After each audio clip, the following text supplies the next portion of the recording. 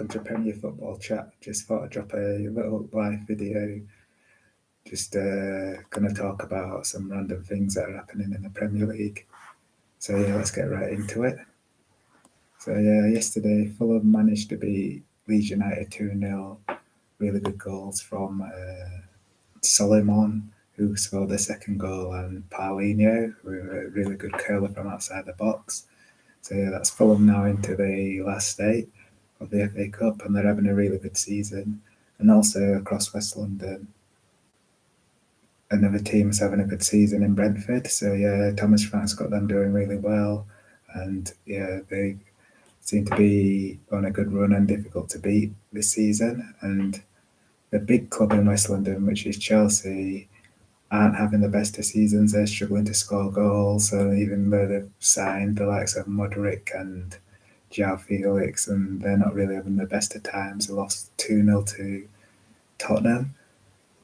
So yeah, I just wanted to ask, like, everyone's opinion. Who do you think's the best team in West London at the moment? Is it Chelsea, Brentford, or Fulham? So yeah, I'm just going to get up the league table now, and we'll have a look, see where everyone else in the league.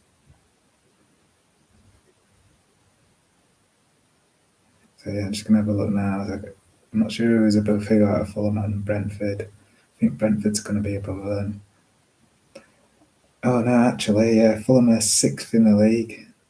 They've got 39 points from 25 games, which is a really good return for them, especially as this is their first season back up in the Premier League. But I always thought that Mitrovic would score goals this time round because he was banging them in for fun last season in the Championship, and I just thought it'd be feasting. But they're showing that they're not just relying on him as well. They've got other players who can score goals now. So yeah, Vinicius has done okay when he's come in, and they've got Paulinho, who's just an absolute workhorse in the middle. And yeah, I really like that guy at the back, Tim Ream. He's getting on a bit, but yeah, he's a very good player. I think he had a really good World Cup with the USA, and I know Pep said that if he was a bit younger, he'd look at him for his team as well. So that just showed you how good he's been for Fulham. And yeah, they're a bit more solid at the back, whereas in previous seasons when they have been in the Premier League, you can get at them. So yeah, they're doing quite well. Yeah, and Brentford, they're doing really good as well. 35 points from 22 games. So no, 35 points from 23 games. So yeah, they've done really well. They haven't lost in quite a while. I'm just trying to think the last time they lost, actually. Let's have a look. Yeah, it's been a long time.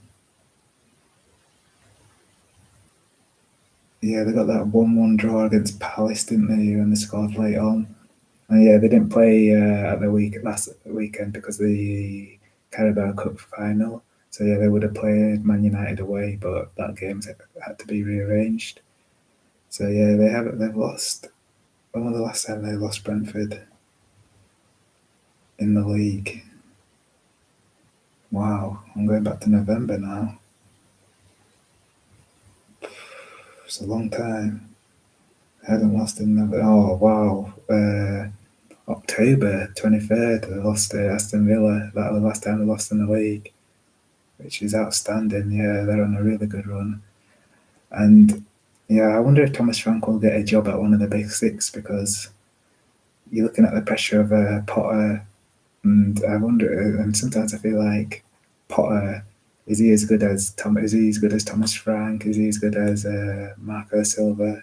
And it's hard to say really, because it's easy to like slander Potter at the minute because he's not done that well at Chelsea, but he did do good at Brighton, and they just were struggling to score goals at Brighton. But they managed to turn the corner this season, and they were scoring a few more goals before he got that job at Chelsea. But yeah, they seem to be having Chelsea seem to be having those teething problems that Potter had when he was at Brighton early on. So yeah, Brighton played really good football under Potter in the early days, but just couldn't score goals. So yeah, they don't play teams possession wise, and yeah, home or away didn't really matter, but they just couldn't convert the chances. But this season they started to convert the chances, which meant Potter got the job at Chelsea. But yeah, they're not really scoring goals at the moment. Yeah, I think they had a nil-nil against Liverpool recently. They had a nil-nil against Fulham as well recently. Lost 2-0 to Tottenham and drew 1-1 with West Ham. So they're not in the best of form. And yeah, Chelsea are wow, 14 points off top four, but they played a game less. Yeah, Fulham have played. Tottenham have played 25 games and got 45 points. Chelsea have got 31 points from 24 games. So yeah, Chelsea's next game is it's against Leeds United at the Bridge. So that's a really big game, a massive rivalry between the two of them. And yeah, it's going to be vital for Chelsea to get the points. And it's not going to be an easy game for them because if you watched the FA Cup game last night, Leeds created a lot of chances but just couldn't score. So yeah, it's going to be difficult for them to, if they are to get the win, because they're also missing Thiago Silva as well, who's injured for about 5 to 6 weeks minimum. So yeah, they're not looking that solid at the back. I think they'll start with Wesley Fofana and Koulibaly, and I don't really rate Koulibaly at all. He's not really having the best of seasons. I know people rated him at Napoli, but yeah, he's not really done it at Chelsea for me.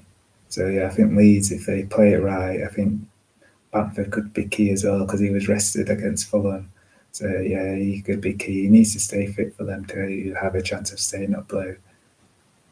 So yeah, let me know who you think's the best out of Thomas Frank for Brentford, Marco Silva for Fulham, or Graham Potter at Chelsea. Who do you think's the best manager at the moment? So yeah, personally, I'd probably give it to. It's a tough one that between Marco Silva and Thomas Frank, because Fulham have got a bit of money, haven't they? And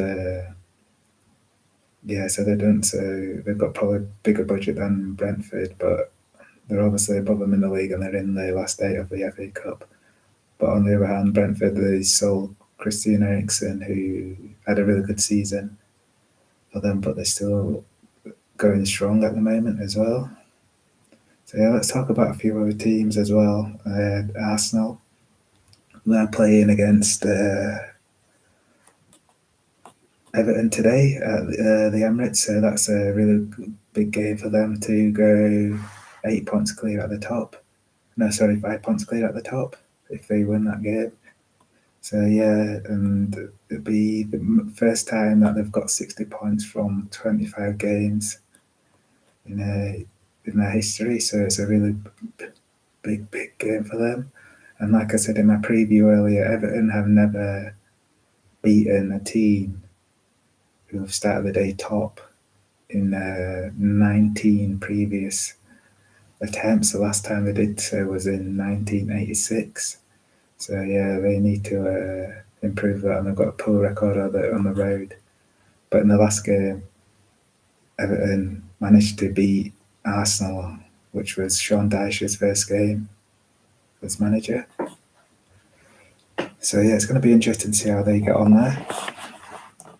I feel like Arsenal will get the win. I think they'll be looking to exploit Everton down their flanks with the likes of Martinelli and Saka. And yeah, it's going to be a crucial game. So it'll be interesting to see who starts up top as well, because Nketiah hasn't been in the best of form. But Trossard played through the middle against Leicester. It was, yeah. They managed to get a 1-0 win, but even though they weren't at their best. So yeah, I think they'll probably go with Trossard again. And in the midfield, Partey could be returning for them as well. And for yeah, so he might get a few more minutes, even though Jorginho has done really well since he's come in. But Partey is obviously a key player. Everton, they're still missing, what's he called, Dominic Calvert-Lewin, and they really need him. He's been unfit for quite a bit these last couple of seasons at least. He's not really been there. So yeah, they need him fit and firing if they're going to do anything.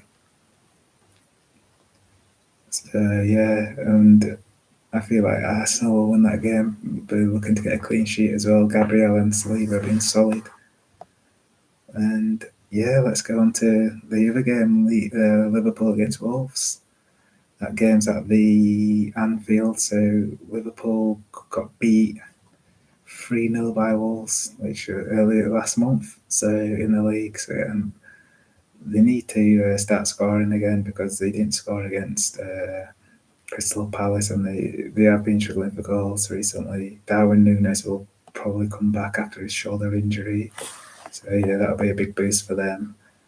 Wolves, they don't score many as well, so it could be a low scoring game. And yeah, so I think Liverpool will probably edge it, but it's hard to predict because they're so unpredictable. So yeah, those are the two games that are taking place tonight. So yeah, this is just a random little live, just testing out the webcam. So yeah, hit the like button and subscribe.